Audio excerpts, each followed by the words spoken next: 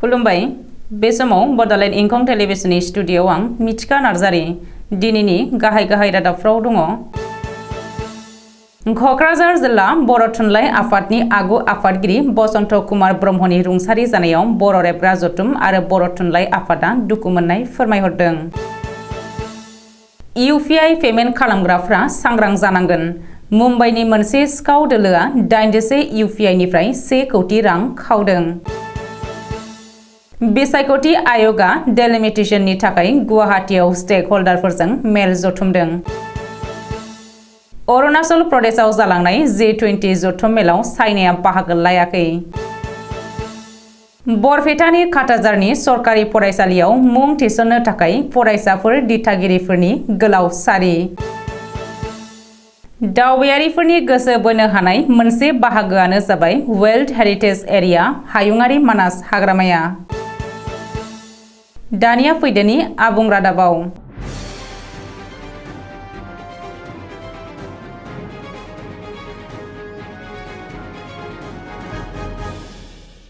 कक्राझार जिल्ला बर' थुनलाइ आफादनि आगु आफादगिरि बसन्त कुमार ब्रह्मआ 26 मार्च 2023 अक्ट' रबिबारै बिलिफां समाव कक्राझार नोगोराव थानाय गावनि आंगो न'आव रुंसारि जानाय रादाबखौ मोननानै बर' रेबग्रा जथुमा जोबोद दुखु मोननाय फोरमायदों।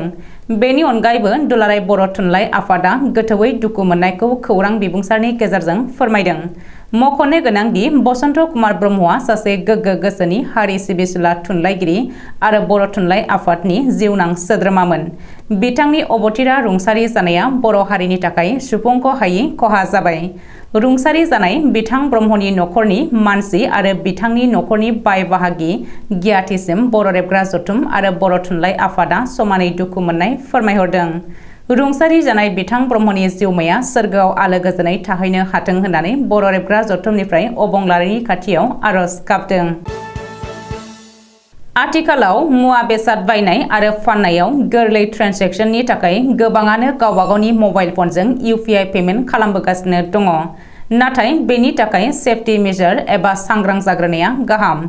थांनाय अखाफोर दानसेयाव मुम्बाइनि मोनसे साइबार क्राइम एबा सिखाव हानजाया गासै सा 86 इउपिआई पेमेन्ट बाहायग्राफोरनि एकाउन्टआव नंखायै 500 रां एबा 1000 रां हरफ्लानानै बै रांखौ बिहरफिनफ्लायो आरो बेनि उनाव इउपिआई डाटानि सिकिउरिटि क'डखौ लाखोमानानै बै सुबुंनि एकाउन्टआव थानाय रांखौ खावनानै गासै 1 कौटि रां लांखोमानो हाबाय होननानै पुलिसनि सुलुङाव फोरमायदों। भारतनि बिसायख'थि आय'गा गुवाहाटीआव साननैनि हाबाफारि लानानै डेलिमिटेशननि थाखाय दावबायफैदों। समबारखालि आसाम रायजोआरि चिफ इलेक्शन कमिशनार नितिन खारिया बे खौरांखौ टुइट खालामनानै मिथिहोदों। आसामनि सीईओ नितिन खारिया मिथिहोबावदों दि भारतनि chief election commissioner Rajiv Kumar, election commissioner Anup Chandra Pandey, election commissioner Arun Goel मोनहा आसामनि चिफ इलेक्शन अफिसार नितिन खारिखौ रबिबारखालि लोगो हमग्रोदोंमोन आरो डेलिमिटेशननि थाखाय मा राहा लानांगौ बेनि सोमोन्दै सावरायग्रोदोंमोन। बेनि उनाव समबारखालि गुबुन गुबुन लोब्बायारि आफादफोरजों सावरायदों दिल्लीनि इलेक्शन कमिशना। सा सानजा रायजोनि अरुणाचल प्रदेशआव जालांनाय G20 जथुम मेलायाव चाइनाया बाहागो लायाखै। सनिबार आरो रबिबार खालि साननैनि हाबाफारिजों खुंजानाय बे G20 जथुम मेलाव चाइनाया बाहागो लायाखैब्लाबो गुबुन गुबुन हादरनि गासै 50सो सोद्रोमाफोरा बाहागो लादोंमोन। रबिबार खालि G20 जथुम मेलाव बाहागो लाफैनायफोरा अरुणाचल प्रदेशनि आयेन आफाद एबा एसेम्बलि हाउसआवबो गुबुन गुबुन हादरनिफ्राय फैनाय सोद्रोमाफोरा नायगिदिंहैदोंमोन। नाथाय चाइनाया मा जाहोननि थाखाय इटानगराव जालांनाय G20 जथुम मेलायाव बाहागो लायाखै बेनि जाहोनखौ गुवारै जेबो फोरमायाखै आरो भारत सोरखारनोबो जेबो मिथिहोआखै। बरपेटा जिल्लानि काटाजारनि गंसे सरकारि फरायसालियाव नुनो मोन्दों मोनसे सोमोनांथाव नुथाय। जिल्लानिनो काटाजार गोजौसिन गेजेर फरायसालियाव मुं थिसननो थाखाय फरायसुला फरायसुलिफोर आरो दिथागिरिफोरखौ गोबां होंगो दोंगो जानाय नुनो मोन्दों। फरायसालियाव मुं थिसननो फोरमान बिलाइ जमा होनो थाखाय गोलाव सारि जादों फरायसुला फरायसुलिफोरा। गुनगोनां सोलोंथाइ आरो फारफ्रोमथिंबो आलादा मुं थानायनि थाखाय बे फरायसालियाव मुं थिसननो थाखाय बोसोरफ्रोमबो भिर जायो गोबां फरायसाफ्रा। बे बोसोरावबो सिगां बोसोरफोरनिजों रुजुयोब्ला गोबांसिनथार फरायसाफोरा मुं थिसननो थाखाय बे फरायसालियाव होंगो दोंगो खालामनायाव गोजोननाय मोनो फरायसालि सामलायगिरिफ्रा, जायनि थाखाय फरायसालिनि न'जों लोगोसे गोदानै फोरोंगिरि थिसननो थाखाय राहा लानांगौ होननानै खावलायदों फरायसालि सामलायगिरिफ्रा।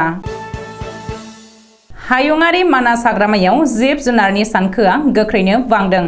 समान समानै दिनावनो दिन देशी बेदेशी दावबायारिफोरनि फैनायाबो बांदों। थांनाय 3 दानाव दानफायाव हायुङारि मानास हाग्रामायाव 22,000 दावबायारिफोर फैदों।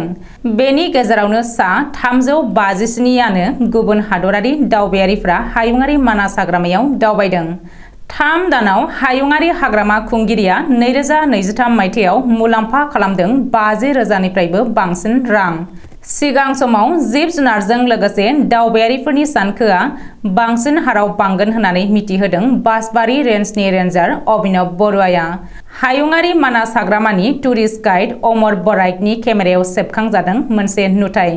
बिफांनि दालायाव मासे लेवा मोसाया उन्दुनानै थानाय। दिनैनि रादाबा एसेनोसै, गोजोन्थों।